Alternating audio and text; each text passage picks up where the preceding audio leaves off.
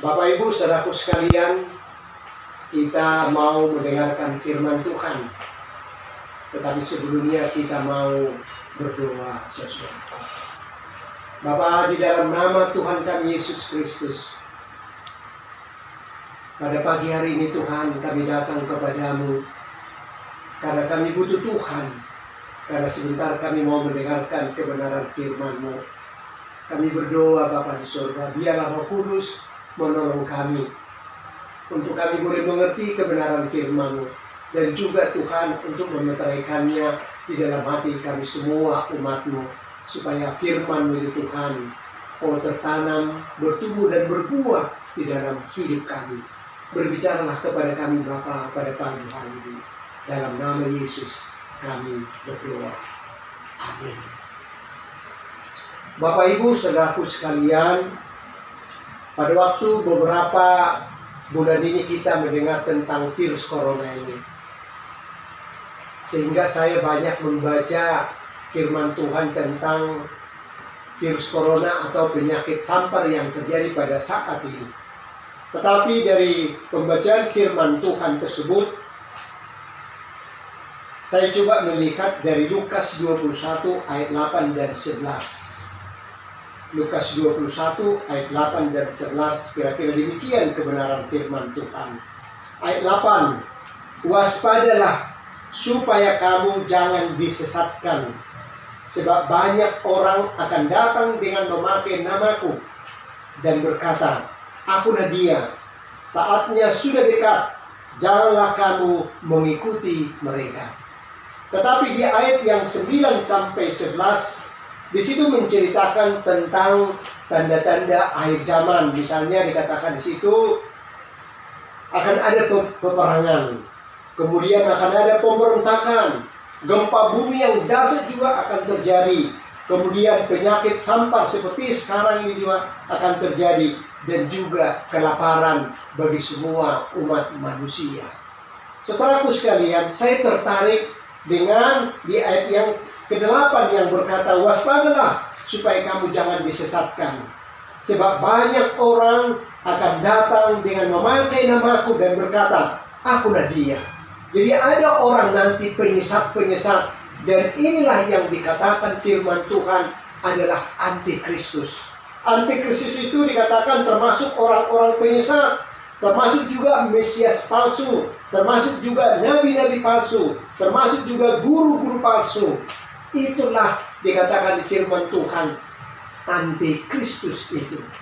Artinya kalau kita baca tadi kebenaran firman Tuhan di Lukas 21 ayat 8 11, itu tanda-tanda akhir zaman. Tanda-tanda akhir zaman itu akan ada penyesat, yaitu antikristus itu. Kemudian setelah itu saudaraku sekalian, orang-orang penyesat atau antikristus itu atau Mesias palsu itu, mereka adalah antikristus. Mereka adalah antikristus yang mengajarkan di luar kebenaran daripada firman Tuhan. Coba kita lihat antikristus ini siapa mereka ini. Di 1 Yohanes pasal 2 ayat 19 dikatakan, mereka berasal dari antara kita, tetapi mereka tidak sungguh-sungguh. Ini menjadi poin yang sangat penting bagi penyampaian firman Tuhan pada pagi hari ini, saudaraku sekalian. Antikristus itu dikatakan mereka berasal dari kita. Mereka berasal dari kita. Dan siapa mereka itu? Mereka itu adalah orang yang tidak sungguh-sungguh datang kepada Tuhan. Orang yang tidak sungguh-sungguh datang kepada Tuhan. Kemudian juga dikatakan siapa antikristus itu? Mereka itu adalah yang menyangkal Yesus adalah Kristus. Kemudian mereka mengaku bahwa mereka adalah Mesias. Bahkan dikatakan di firman Tuhan Matius 24 ayat 24, mereka juga dapat melakukan tanda-tanda dan mujizat. Saya merenungkan begini Bapak Ibu saudaraku sekalian. Kalau seseorang di antara kita atau umat Tuhan yang dimaksudkan di sini, mereka tidak sungguh-sungguh, saudaraku sekalian, mereka tidak setia datang beribadah, saudaraku sekalian, kemudian nanti antikristus atau orang-orang penyesat itu, mereka melakukan tanda-tanda dan mujizat.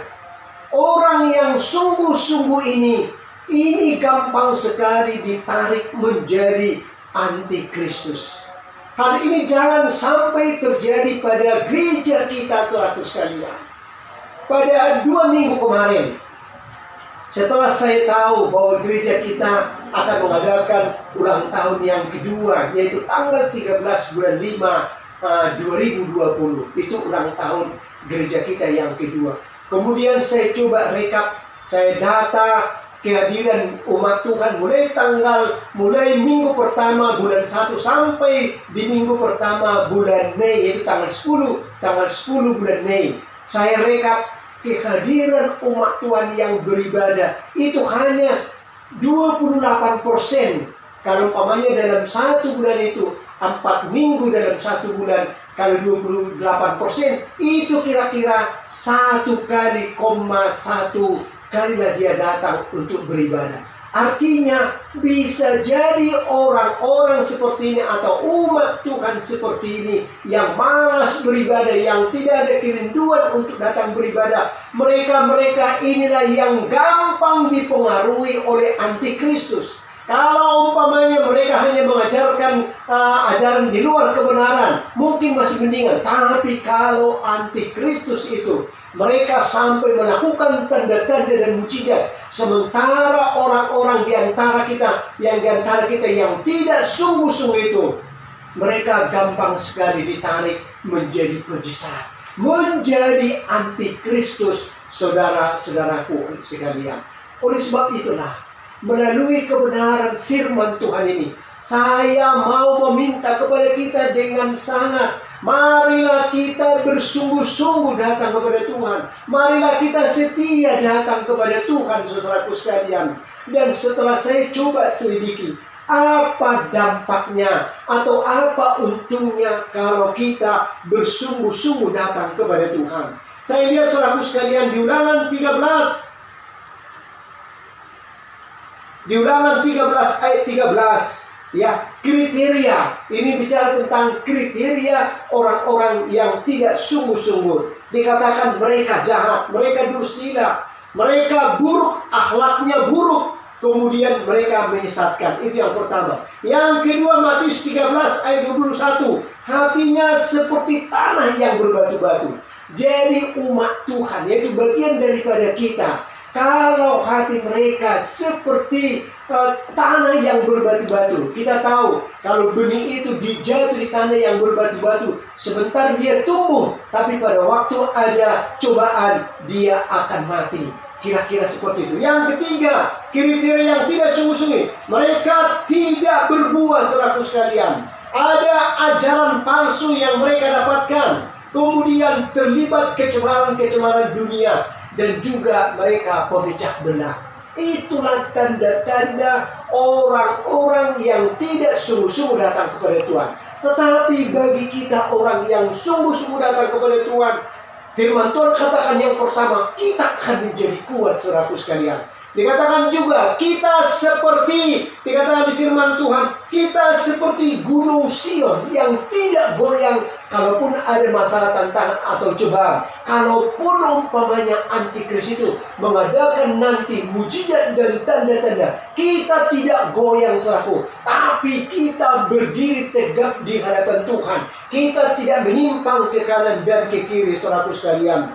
Dan yang ketiga, tanda-tanda orang yang sungguh-sungguh datang kepada Tuhan, dikatakan di firman Tuhan, Tuhan memelihara kita, dan Tuhan juga, dan bukan hanya memelihara kita, memelihara anak cucu atau keturunan kita. Saya merenungkan Bapak Ibu saudaraku sekalian, pada waktu bangsa Israel ada di tanah Mesir, 430 tahun.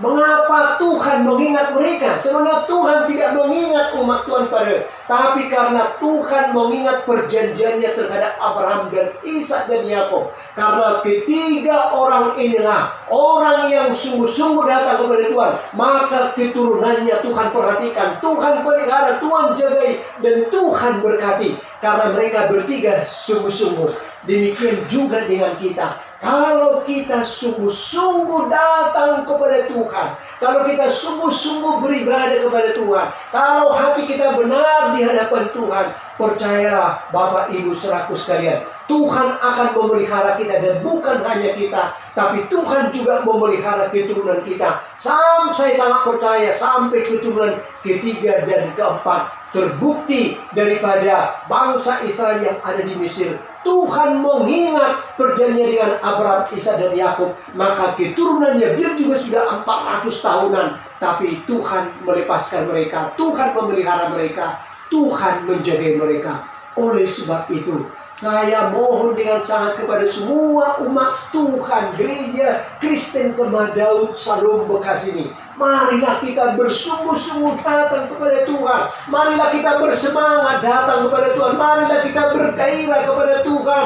Jangan sampai engkau umat Tuhan yang tidak bersungguh-sungguh, karena itulah salah satu kriteria untuk engkau bisa kelak nanti menjadi antikristus. Karena itu saudaraku sekalian, saya mohon dengan sangat melalui kebaktian kita pada pagi hari ini, marilah kita berkomitmen supaya kita jangan sampai kena dipengaruhi oleh antikristus. Bisa kita bersatu dengan mereka. Marilah kita semakin bersungguh-sungguh datang kepada Tuhan. Berjanjilah pada diri kita masing-masing. Mari kita bersungguh-sungguh datang kepada Tuhan, karena Tuhan memperhatikan, memberkati hidup kita dan juga anak cucu cicit kita kelak. Karena demikianlah firman Tuhan.